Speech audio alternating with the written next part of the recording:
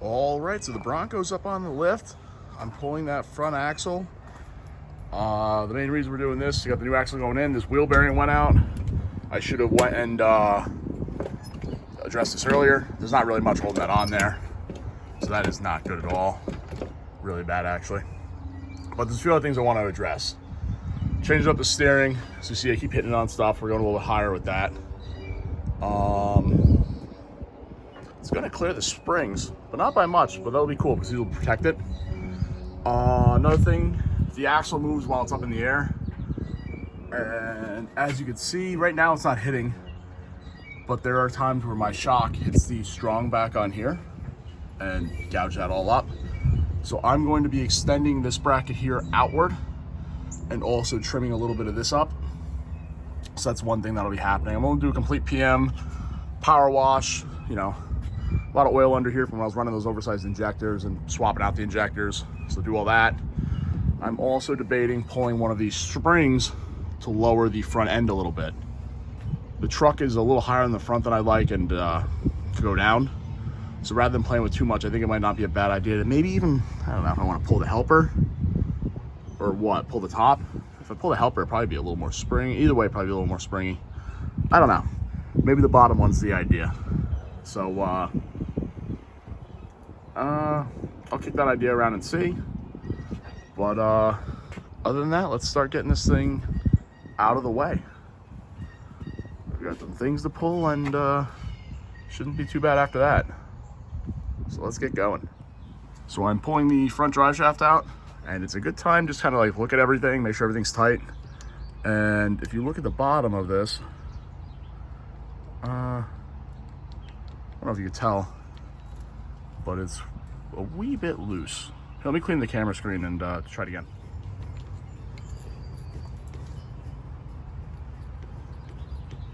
Yeah, you can see it's moving in there, but hopefully you can see it on camera too. So you may not have been able to see it earlier, but you will see it now.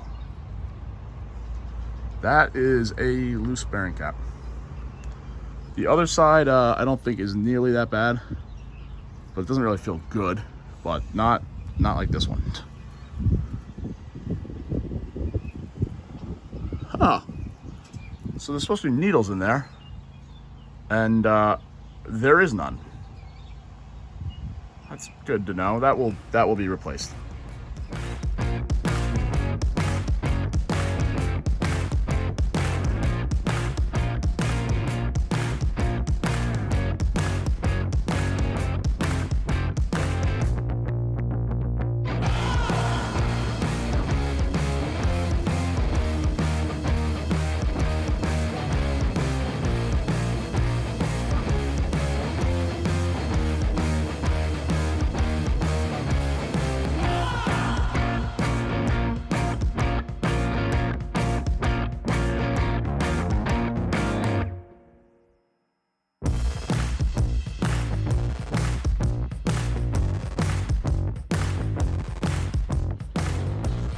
All right, so the axle's pretty stripped down just to get the gears out now.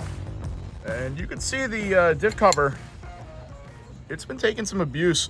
Some of these nuts on the bottom our bolts are rounded. And I think my favorite part is the flush mount of the bottom of the cover to the axle. It's almost one continuous piece from where I've dragged it over rocks. Back here, you start to get the lip again. Here, not so much. All right, time to pull this off. Yeah, so we opened this thing up. Not really any sparklies or anything in there. It looks like we had a decent wear pattern. Only thing I'm worried about is I just don't want to keep wiggling this because I'm afraid I'm going to break this copper line here. But other than that, we're going to get the spreader out and try to pull this ring. Axle is apart and we stole everything we need. We get the ARB with the 538s. Bearings all look good, so I'm going to reuse them. I've got my two axle shafts that I got to just get cleaned up, but the U-joints do look good.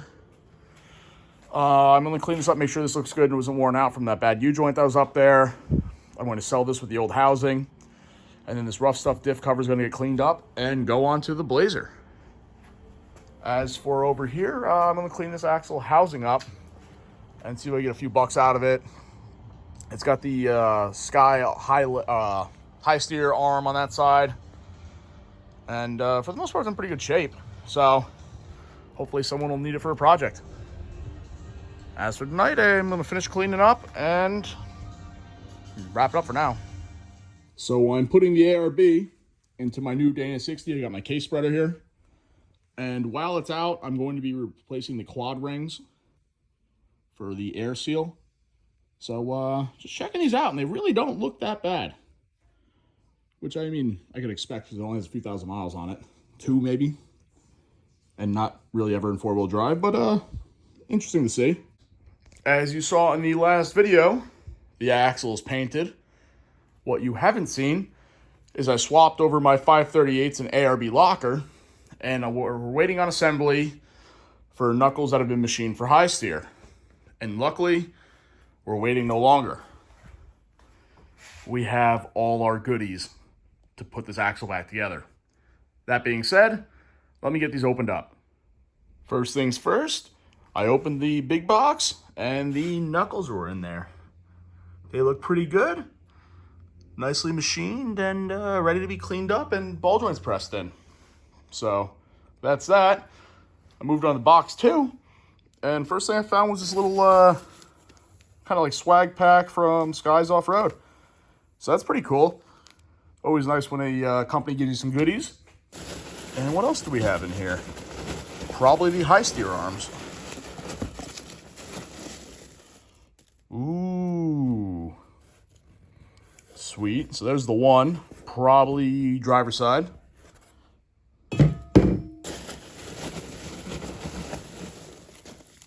Hardware.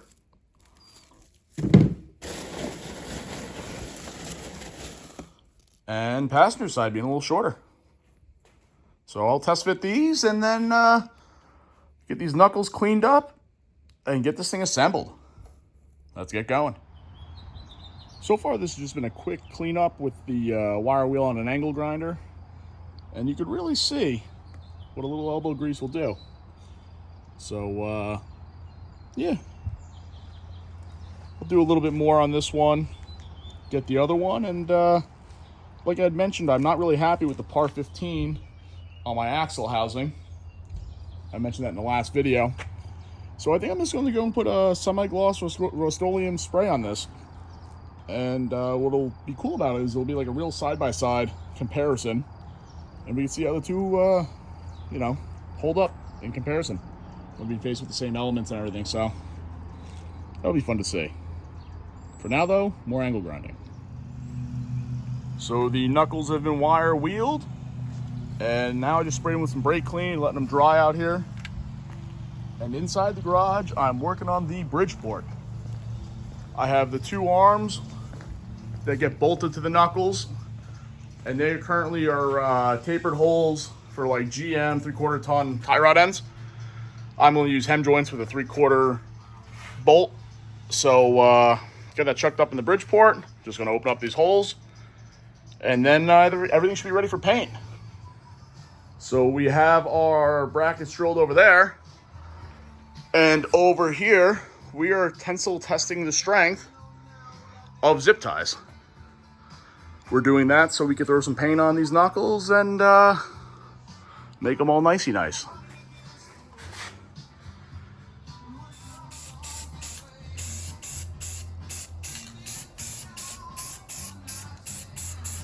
Give these a few coats, and then should be pretty good, I think. All right, so we rattle can these bad boys. I got a couple coats on, then Ben got a couple more, and honestly, it might have come out better than the par 15 on the axle, which makes me regret all the time I wasted on that. So I guess what really is going to be the show is how long it lasts. But as of now, I'm pretty impressed. But that means one thing, and that's time for assembly. All right, so I'm just putting these studs in. I call them Skies. I guess these are the same as the studs on like a Dana 44. So your torque is, you're looking for 90 to 110 foot-pounds on them. And on the bottom here, I just put some red thread locker. And we should be all good. So got 3 more on this one. And then we'll start, you know, putting the other machine piece on. All right, so we got our studs in.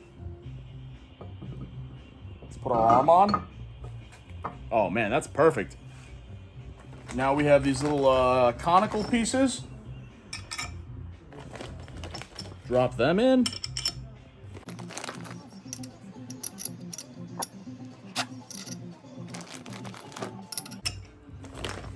Cool.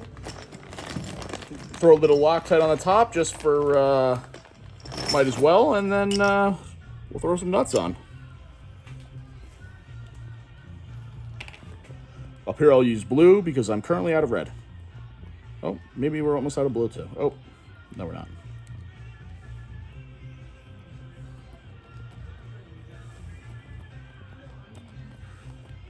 Just making a mess of this, don't worry.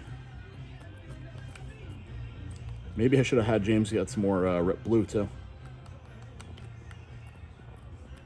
All right, that's good.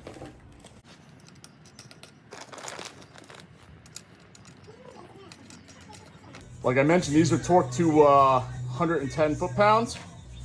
And to get in here, you needed a thin wall socket. We didn't have any in 1/2 inch, so we did 3/8. And I used this, you know, gender bender, size changer. And luckily I've been getting a few extra ones recently, thanks to Hudson Valley Four-Wheelers raffles, because this one is not long for this world. All right, so arms are on. Time for ball joints. You have to be careful which way you press these in first, because if you do like the bottom first, you have to end up pulling it back out to put the top one in, or you really have to mess with it. So just be careful doing that. And we're gonna start these in.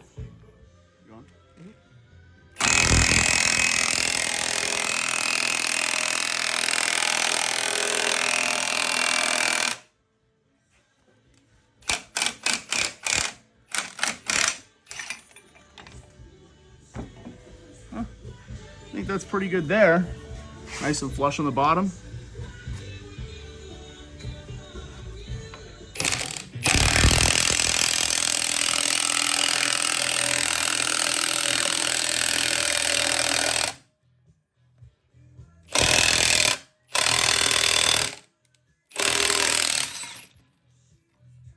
Just an old Harbor Freight ball joint press and some moved ball joints. Ball joints are in. Currently bolting this knuckle on. So we'll tighten this up, go to the other side, and then we can start moving on to the next step, which is probably gonna do steering. So we're putting our knuckle on. We ran into a little issue. We were contacting right here on this bracket here when we're going to turn. So I'm gonna go just clearance this a little bit, take a little bit off, and I think we'll be good. So that's that. So I'm putting this side together, and everything seemed a little bit tight. And I realized this boot compresses as you push down, but it got caught and stuck. So I'm taking this knuckle off and hopefully getting that boot where it needs to go. But yeah, that's some crap. So that boot was getting stuck in there. And we put the Zerk fitting on the other side. We're gonna try to pack it up and then tighten this up and see if it spins nice. I don't know. If that boot's no good, I might have to take this off and go get a new ball joint for it, which would suck. All right, so we got the electric grease gun on there. Let's see. Yeah, keep going. It did a little bit. Go a little more. Yeah, keep going.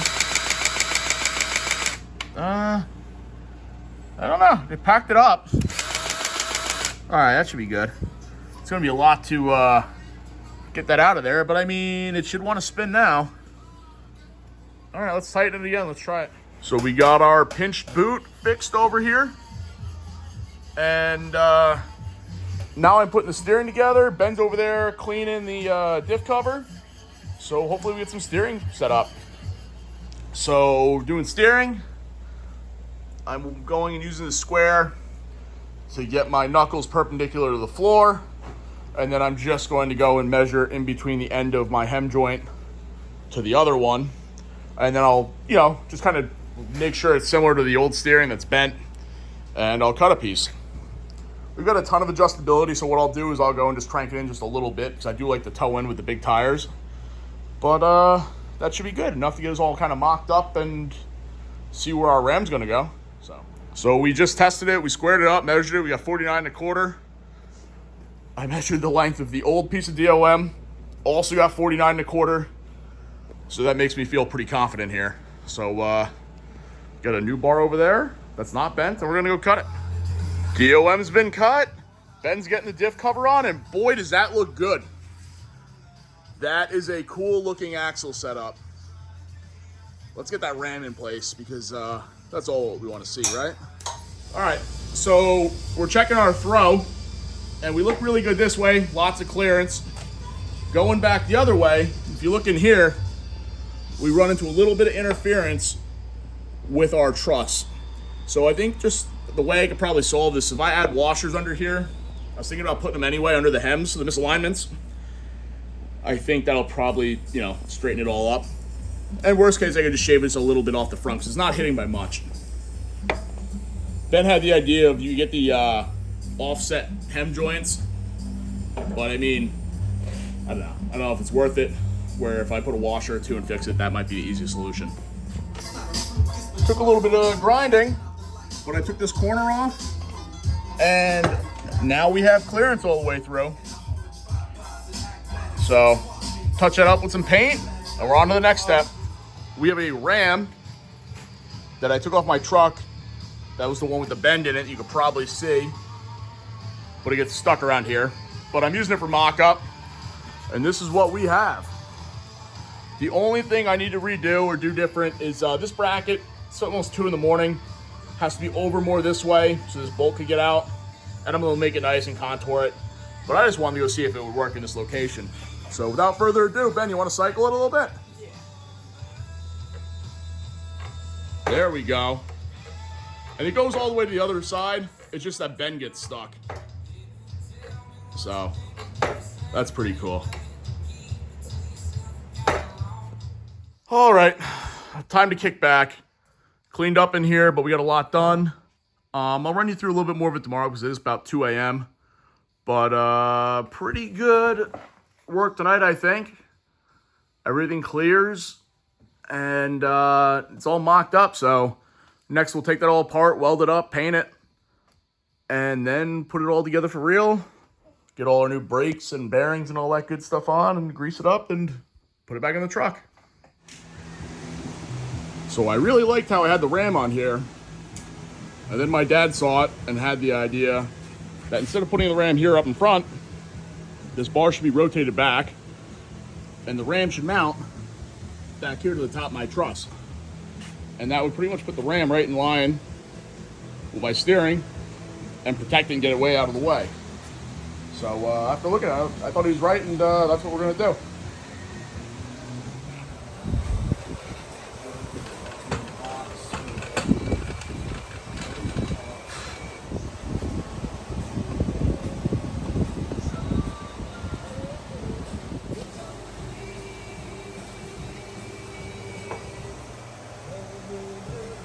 So the new steering's all swapped over. We moved the ram to the back like my dad had mentioned, and we have Ben cycling in it. It looks pretty good. No binding, the hems all look good. On the ram, that is. So, one more time, Ben. Oh yeah, perfect. So now everything will come off for finished welding, and we'll paint everything up and get the outsides of the axle put on. That's welded on good. Now to weld up the cross member for the steering. Welding the tabs on for the ram on the steering, and I'll take that. Not the, you know, professional quality, but for being in the garage and not being a welder, I'll take it. We got the bung down there welded in. Now we're doing this one quick. After I weld them, I go and I quench a hem joint in Never Seas and go put that in there just to make sure the threads are all cleared up. And yeah, I don't want to burn them up while I'm welding, so I don't leave them in there. But some people do if they have an old one they're not worried about, so, you know, a few options.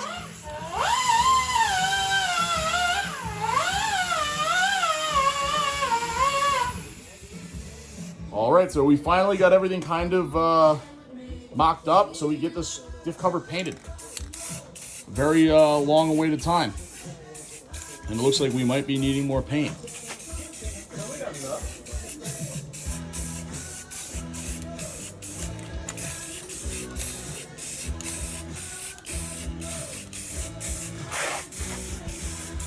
Sunrise Red from Rust-Oleum.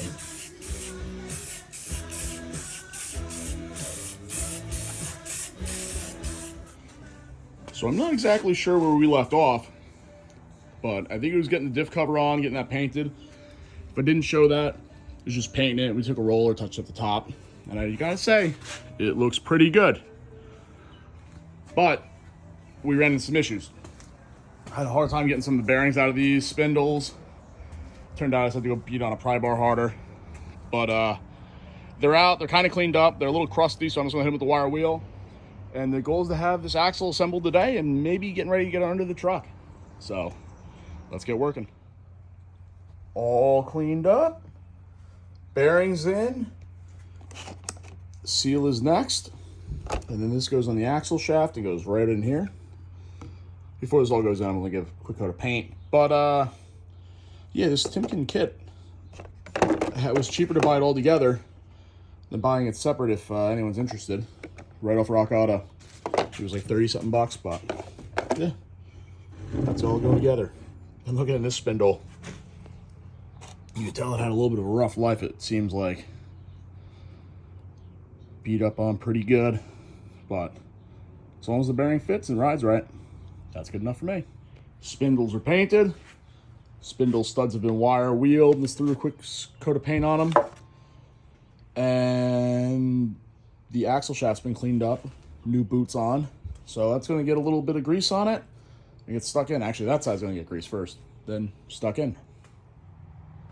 Spindles are on. I'm going to grab a grease gun quick and grease up my U-joints. And then we're rebuilding hubs. Hubs all cleaned up on our new brakes. So hubs are all cleaned out. Now it's time to pack them with bearings and races. As for the rotors, I had them upside down. I tapped on the studs to hold them on, and then I used the wheel spacers to pull those studs into their seats. All in all, pretty easy. So time for this, and then we're pretty much wrapping this thing up. So my retaining rings were busted up out of my parts axle and my good axle. These ones here. So they were actually cracked. So cracked all the way through. So I bought new ones, Yukon ones, right off Amazon. So that's all together. Just cleaned up my Yukon hubs. One of which was just greasy. One of which had the wheel bearing fail and is just dirty.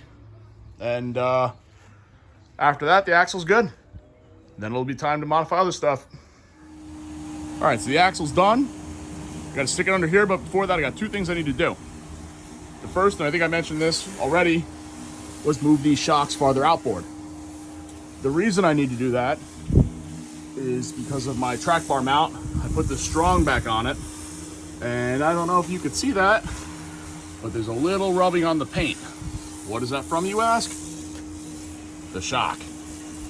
They meet up at some point when this thing's traveling, so I'm gonna go trim this back a little bit, but also I can move these outward. I think they were tucked in extremely far to begin with, and there's a little bit of a design flaw, I think, on them, is that the U-bolts, they go up here, and the bolt for the shock occupy the same space. So to get these on and off is absolutely terrible. You can't use an impact. You gotta like put the shock bolt in, tighten this one down, move the bolt back this way, put this one on. It's an absolute mess. So these are getting moved outward. Weld on new tabs. I'll move them out like an inch maybe. And then with a little bit of massaging on that, we'll be completely fine. The other thing I'm looking to do is modify these spring packs. They're pretty heavy duty. I mean, they do a good job supporting the diesel. They do flex well. The only thing is that the front ride's a lot higher than the rear. And I've already got a decent sized block in the rear, like a 2.5 inch block.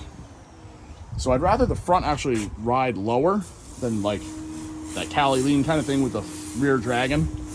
So I don't think pulling this one would affect too much, but I'm thinking if I pull this spring, this is a pretty big beefy one, the truck should ride a little bit lower, should ride a little bit nicer, and all that good stuff. So we're gonna give it a shot. I mean, I'll keep the spring around just in case if I want to change it back, maybe put this one instead. But all that's gonna take is taking that bolt off here, breaking that pack apart, and pulling out that leaf. So let's get to it, and then it's time to roll that axle under here and start assembling. Oh, and I also need to do this U-joint. I showed you that earlier. Yep, that one doesn't turn. This one has no caps, or no bearings. So, yep, time for this. And speaking of that, lowering this thing a little bit also helps with that. This is at a pretty extreme angle. That's probably the worst U-joint in the truck right now. And also, my steering likes to bind here and there on full droop. So those are two more things that I would like to assist. All right, guys, I think I'm gonna finish up the video here. I've got that one last leaf pack to finish up. I've got the shock mounts I'm gonna go do inside. And then I'm gonna try to throw those 44s on my Dana 60 so it's ready to go. I hope you guys like this video. I hope you learned some things. I know I did along the process. And next video up is gonna be this thing going in. So if you wanna see that, be sure to subscribe. Thank you guys very much and have a good one.